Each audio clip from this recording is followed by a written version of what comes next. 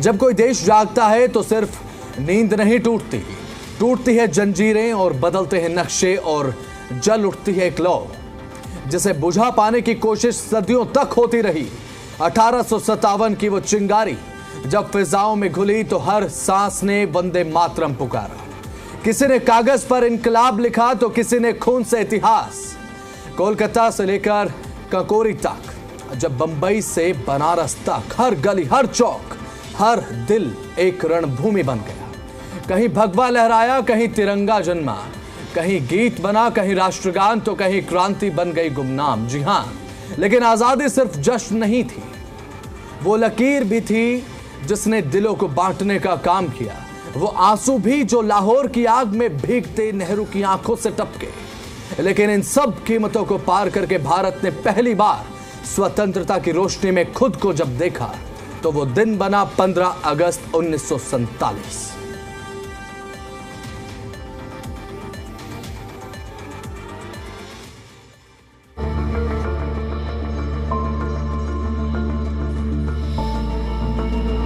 बहुत साल पहले हमने भारत के भाग्य के साथ समझौता किया और अब वो समय आ गया है जब हम अपनी प्रतिज्ञा के साथ समझौता करेंगे।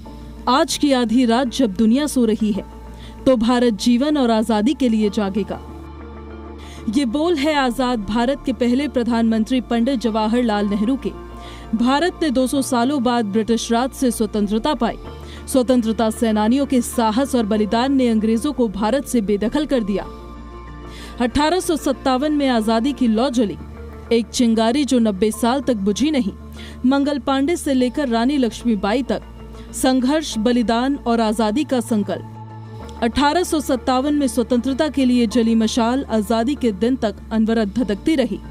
आजादी की लौ बेशक 1857 में जली थी, लेकिन इस लौ के आजाद प्रकाश के पांव पसारने से पहले भारत की धरती पर बहुत से घटनाक्रम हुए। सालों का संघर्ष, पहाड़ सी चुनौतियां, डिगे नहीं, डरे नहीं। भारत के लालों ने वतन के वास्ते दी जान, आजादी के लिए हुए कुर्बान। आजादी के लिए बहुत से संघर्ष और चुनौतियां सामने आई। भारत के वीर लालों ने सीने पर गोली खाकर देश को बंधन से मुक्त कराया। अंग्रेजों को भारत छोड़कर जाना पड़ा और भारत ने आजाद आसमान में सूरज का नवोदय देखा। 1900 के दशक में स्वदेशी आंदोलन आया। बाल गंगाधर तिलक और जे.आर.डी. टाटा ने स्वदेशी वस्तुओं को बढ़ावा देने के लिए और विदेशी सामानों का बहिष्कार करने के लिए बॉम्बे स्वदेशी को को-ऑप स्टोर्स कंपनी लिमिटेड की स्थापना की। महात्मा गांधी ने इसे स्वराज की आत्मा बताया।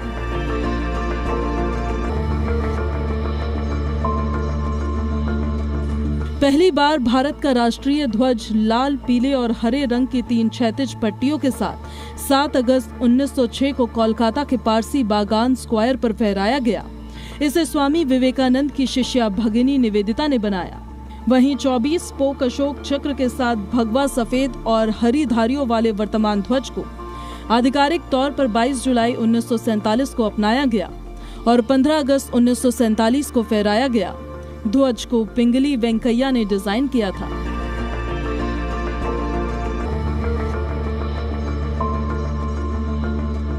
वहीं आजादी के लिए अगस्त आंदोलन यानी भारत छोड़ो आंदोलन का बड़ा योगदान रहा।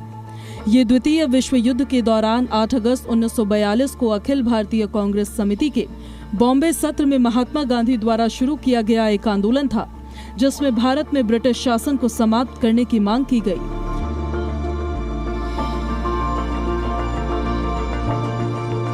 15 अगस्त 1947 को देश आजाद तो हो गया, लेकिन भारत के पास तब तक कोई आधिकारिक राष्ट्रगान नहीं था। इसके लिए 1911 में रविंद्रनाथ टैगोर द्वारा लिखा गया गीत भारत भाग्य विधाता को चुना गया, जिसका नाम बदलकर जन गण मन कर दिया गया। इसके बाद 24 जनवरी 1950 को इसे भारत के संविधान सभा ने राष्ट्रगान के रूप में अपनाया।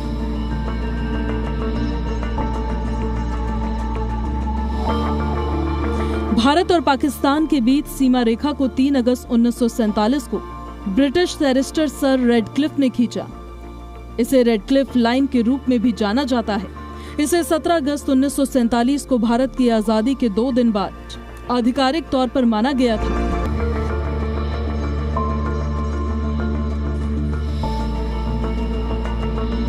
बंकिम चंद्र चटर्जी द्वारा रचित भारत का राष्ट्रीय गीत वंदे मातरम उनके 1880 के दशक में रचित आनंदमठ उपन्यास का हिस्सा था।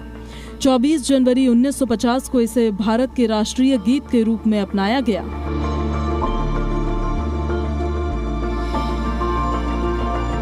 भारत के पहले प्रधानमंत्री जवाहरलाल नेहरू ने 15 अगस्त 1947 को आधी रात को लाल किले पर झंडा फहराया। महात्मा गांधी से लेकर सुभाष चंद्र बोस तक, भगत सिंह से लेकर चंद्रशेखर आजाद तक, टीपू सुल्तान से लेकर अशफाक उल्लाह खान तक एक लंबी फेहरिस्त ने आजादी के यज्ञ में आहुति दी। लेकिन आजादी का ये अमृत पाकिस्तान के बंटवारे और अपनों के बहते खून से होकर गुजरा। भारत की आजादी के उत्सव के दूसरे पहलू में लाहौर की गलियों में आग लगी हुई थी। यहाँ भारत में आजादी के जश्न की तैयारी चल रही थी और वहाँ सिखों और हिंदुओं को चुन चुन कर मारा जा रहा था। इस बीच जब पंडित जवाहरलाल नेहरू के देश को संबोधित करने की बात सामने आई तो रोते हुए नेहरू लगभग टूट गए थे। आंखों में आंसू लिए हुए नेहरू ने लगभग फुसफुसाते हुए कहा, मैं आज कैसे देश को संबोधित कर पाऊंगा, मैं कैसे जता पाऊंगा कि मैं देश की आजादी पर खुश हूं, जब मुझे पता है कि मेरा लाहौर और मेरा खूबसूरत लाहौर जल रहा है। भारत में अंग्रेजों की हुकूमत साल 1858 में शुरू हुई और 1947 तक चली। इससे पहले 1757 से लेकर 1857 तक भारत पर ब्रिटेन की ईस्ट इंडिया कंपनी का कंट्रोल था। करीब 200 सालों तक गुलामी में जकड़े भारत को 15 अगस्त 1947 के दिन आजादी मिली। भारत को आजादी सौंपते हुए लॉर्ड माउंटबेटन ने नेहरू से कहा, पीड़ा और यातना के बीच भारत के महान भविष्य का निर्माण हो रहा है। भारत की आजादी की तारीख पर लंदन से लेकर भारत में जैसे विस्फोट हो गया था। किसी ने नहीं सोचा था कि लॉर्ड माउंटबेटन भारत में ब्रिटेन के इतिहास पर इस तरह पर्दा गिरा देंगे। आखिरकार 14 और 15 अगस्त की दरमियानी रात को भारत का बंटवारा हो गया और पाकिस्तान नए मुल्क के तौर पर अस्तित्व में आ गया और दोनों ही देश आजाद हो गए। लगभग 79 साल हो चुके हैं, लेकिन हर बार 15 अगस्त की सुबह वो ही लाल किला, वो ही तिरंगा और वो ही भाव हमें याद दिलाते हैं कि आजादी सिर्फ एक तारीख नहीं, ये एक एहसास है, एक जिम्मेदारी है और एक प्रतिज्ञा है भारत को आगे ले जाने की। जय हिंद, वंदे मातरम।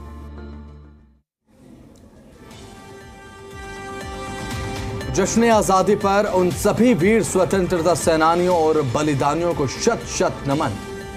उनके अहम योगदान को कभी भुलाया नहीं जा सकता, ये सत्य है। जिन्होंने अंग्रेजी हुकूमत के जुल्म व सितम को सहा है और अपनी आंखों से वो यातनाएं देखी हैं और सही हैं जो अंग्रेजों की तरफ से हमारे स्वतंत्रता सेनानियों को दी गई। कई स्वतंत्रता सेनानियों ने देश की आजादी के लिए शहादत दी, अपने प्राणों को वार दिया ताकि हम आजाद हो सकें। महात्मा गांधी सहित सभी दिल्ली के वीर योद्धाओं ने बलिदान का एक ही नतीजा दिया। उनके बलिदान का एक ही परिणाम है कि हम सभी जश्न आजादी आज के दिन मना रहे हैं और गर्व से अपने तिरंगे झंडे को लहरा रहे हैं। देखिए, दिल्ली के उन स्वतंत्रता सेनानियों पर एक खास रिपोर्ट। कई ऐसे नाम थे जो आबाद हो गए, कई नाम गुमनाम, लेकिन योगदान बराबरी का रहा।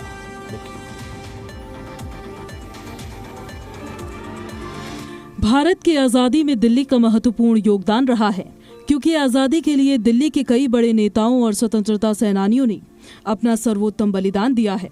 दिल्ली की कई बड़ी हस्तियों ने अपने खून और पसीने को बहाया है। कई स्वतंत्रता सेनानियों ने महात्मा गांधी के साथ आजादी की लड़ाई को लड़ा था।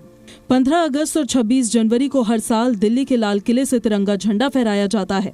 ये बात इस बात का बड़ा सबूत है कि दिल्ली स्वतंत्रता सेनानियों का गढ़ था। एक नजर उन स्वतंत्रता सेनानियों के अहम योगदान पर भी डालते हैं जो दिल्ली से थे। अरुणा आसिफ अली। अरुणा आसिफ अली भारत की महिला स्वतंत्रता सेनानी थी, जिन्होंने भारत की आजादी के लिए स्वतंत्रता संग्राम में भाग लिया। अरुणा आसिफ अली ने 1942 में भारत छोड़ो आंदोलन में अहम भूमिका निभाई। आजादी मिलने के बाद वो दिल्ली की पहली मेयर बनी। अरुणा आसिफ अली को मरणोपरांत भारत रत्न पुरस्कार से सम्मानित भी किया गया है। अबुल कलाम आजाद भारत के महान स्वतंत्रता सेनानियों में से एक थे। बड़े इस्लामी स्कॉलर और लेखक भी थे। उन्होंने भारत छोड़ो आंदोलन और असहयोग आंदोलन में अहम योगदान दिया था। मौलाना आजाद ने ऐतिहासिक खिलाफत आंदोलन का नेतृत्व भी किया था। इतिहासकार बताते हैं कि मौलाना आजाद कभी भी खुद को मुस्लिम नेता कहलाना पसंद नहीं करते थे। 9 अगस्त 1942 को शुरू भारत छोड़ो आंदोलन में बड़ी भूमिका निभाई। अंग्रेजी हुकूमत ने उन्हें भी गिरफ्तार कर लिया था। करीब 3 साल बाद 1945 में उनकी रिहाई हुई। अबुल कलाम आजाद को मरणोपरांत 1992 में भारत रत्न से सम्मानित किया गया। ब्रह्म प्रकाश ने दिल्ली सत्याग्रह आंदोलन और भारत छोड़ो आंदोलन के लिए मुख्य रूप से काम किया। उन्हें भारत में परमाणु सामग्री के साथ अपने काम के लिए जाना जाता था। सत्यवती देवी भारत की महिला स्वतंत्रता सेनानियों में से एक हैं। इन्होंने भारतीय स्वतंत्रता संग्राम में बढ़ चढ़कर हिस्सा लिया। गांधी जी उन्हें प्यार से तूफानी बहन कहकर बुलाया करते थे। सुभाष चंद्र बोस भारतीय स्वतंत्रता संग्राम के महान नेता और क्रांतिकारी थे। सुभाष चंद्र बोस का मानना था कि जालिम अंग्रेजी हुकूमत से आजादी बिना संघर्ष के संभव नहीं। तब उन्होंने तुम मुझे खून दो मैं तुम्हें आजादी दूंगा जैसा नारा देकर युवाओं को प्रेरित किया। 1943 में आजाद हिंद फौज की स्थापना की और दिल्ली चलो का नारा दिया। सुभाष चंद्र बोस का जीवन और विचार आज भी हम सभी के लिए एक प्रेरणा का स्रोत है। स्वतंत्रता से पहले पुरानी दिल्ली की मिठाई की दुकानों का भी खास योगदान था। आजादी की लड़ाई के दौरान युवा क्रांतिकारी मिठाई की दुकानों पर बैठकर ही रणनीति बनाते थे। उस दौरान मिठाइयों का मतलब विस्फोटकों से होता था। लड्डू के डिब्बे का मतलब होता था बम उतर रहे हैं। बंगाल के रसगुल्ले के डिब्बे का मतलब होता था विस्फोटकों की एक बड़ी खेप। बर्फी का मतलब कारतूस और गोला बारूद रास्ते में है। इतिहासकारों के मुताबिक स्वतंत्रता सेनानियों के मिलने और संदेशों को देने का काम मिठाइयों की दुकानों से ही होता था। चंद्रशेखर आजाद और भगत सिंह रात में कुल्हड़ की चाय के लिए मटिया महल के चारों ओर घूमते थे और पूरी आलू और हलवे के लिए घंटे वाला जाते थे। दिल्ली स्वतंत्रता आंदोलन की केंद्र रही है। पुरानी दिल्ली रेलवे स्टेशन का स्वतंत्रता संग्राम के आंदोलन में बहुत बड़ा योगदान रहा है। देश के अलग अलग हिस्सों से स्वतंत्रता सेनानी ट्रेन से पुरानी दिल्ली रेलवे स्टेशन पर पहुंचते थे। राष्ट्रपिता महात्मा गांधी, नेताजी सुभाष चंद्र बोस सहित अन्य स्वतंत्रता सेनानी ट्रेन से ही दिल्ली पहुंचते थे। स्वतंत्रता संग्राम में महात्मा गांधी ने सबसे ज्यादा ट्रेन का इस्तेमाल किया और स्वतंत्रता सेनानियों को एकजुट किया। 1857 के प्रथम स्वतंत्रता संग्राम में दिल्ली ने भी अपना योगदान दिया था। कई वीरों ने अपनी जान गंवाई, देश की रक्षा के लिए अपने प्राणों का बलिदान दिया। आर माधवम, ओम प्रकाश, सुभद्रा और निर्मल कांता जैसे जीवित स्वतंत्रता सेनानियों के योगदान को हमेशा याद किया जाएगा। दिल्ली विश्वविद्यालय उन चुनिंदा विश्वविद्यालयों में से एक है जिसका इतिहास आजादी से जुड़ा है।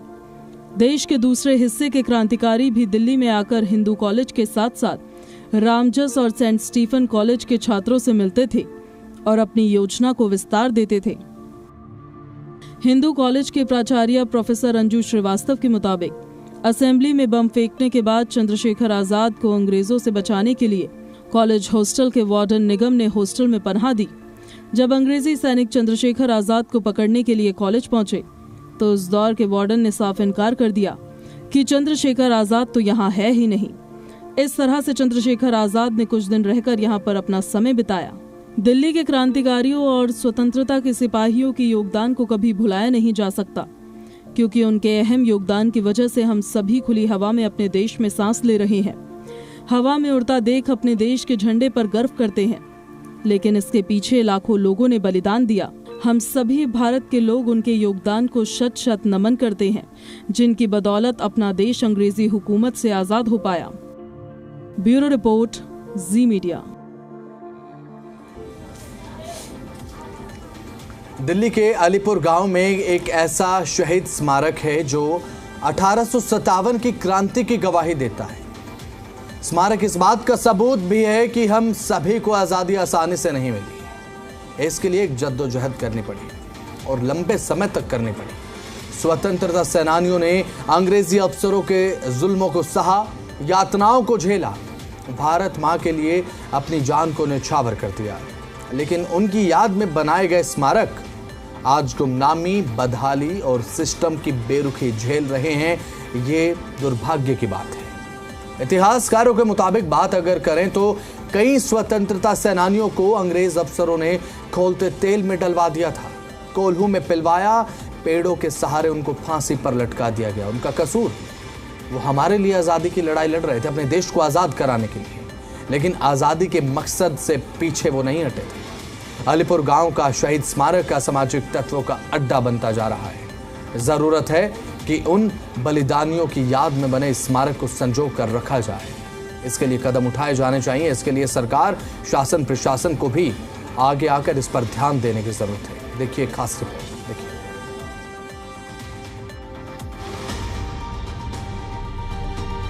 आजादी हमें यूं ही नहीं मिली। इसके लिए हमारे पूर्वजों और देश के नायकों ने बलिदान और अपना खून पसीना बहाया। अंग्रेजी हुकूमत के जुल्मों को बर्दाश्त किया। सालों साल जेल की काल कोठरी में अंग्रेजी अफसरों के सितम को सहा। तब जाकर भारत को आजादी मिली है। दिल्ली के अलीपुर गांव में खड़ा ये स्मारक 1857 की उस चिंगारी का गवाह है जिसने अंग्रेजी हुकूमत की नींव को हिला के रख दिया। इस धरती पर करीब 150 स्वतंत्रता सेनानियों ने अंग्रेजों के जुल्म झेले, देश की आजादी के लिए अपनी जान न्यौछावर कर दी।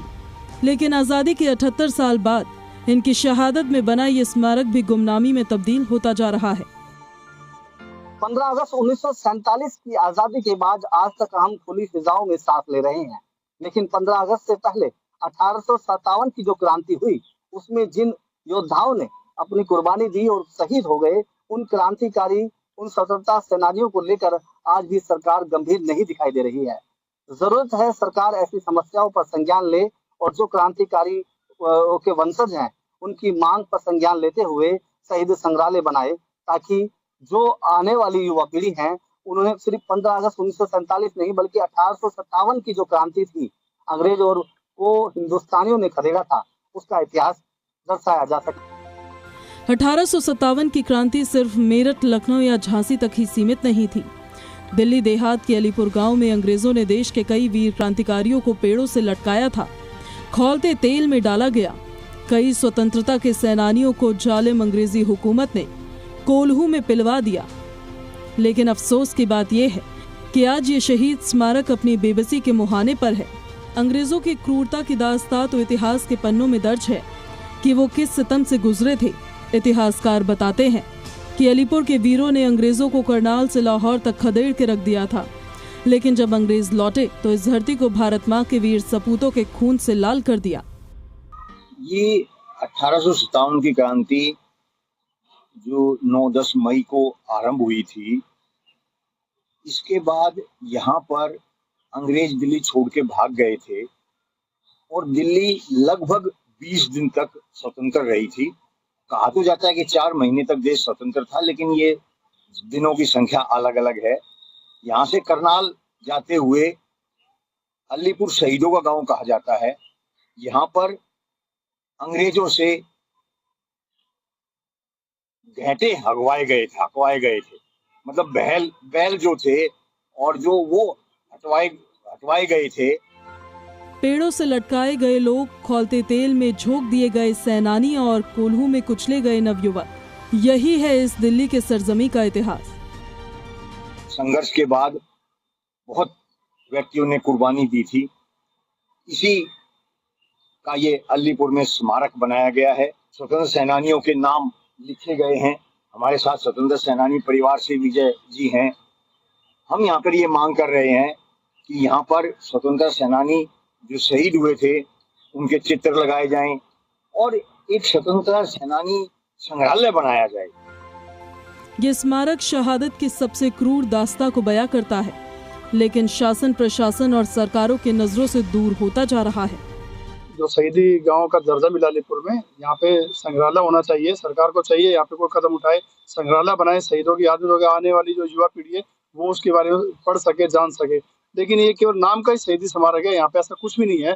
सब खंडर तब्दील हो चुका है और ये प्रशासन की कमी के कारण हुआ। जो लागत लगी थी वो सब यहाँ पे चोरी हो चुकी है, सब जितना भी यहाँ पे सामान था। और ये बड़ा शर्मनाक दिन है कि आज 15 अगस्त आती है तो लोग याद करते हैं शहीदों को और पूरे साथ भूल जाते हैं। 1857 के क्रांति में शहीद हुए वीर सपूतों के वंशज यहाँ अक्सर आते रहते थे। उनका एक ही सवाल था कि क्या उनके पूर्वजों की कुर्बानी को यूं ही भुला दिया जाएगा। बिल्कुल बिल्कुल बिल्कुल सर, ये जो शहीद स्मारक है इतनी दयनीय स्थिति में है कि इसको देखते हुए भी अंदर से सारा डैमेज हो चुका है।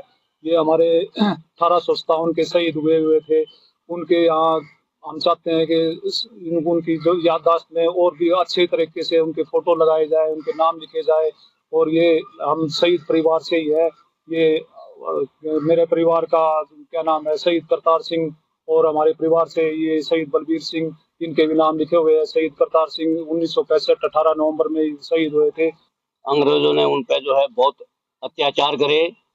जैसे ही कोई भी आदमी मिलता था उसको कहीं फांसी तोड़ देते थे, कहीं कढ़ाई में गरम तेल के कढ़ाई में डाल देते थे। मेन मकसद उनका यही होता था कि लोगों में दहशत पैदा करना।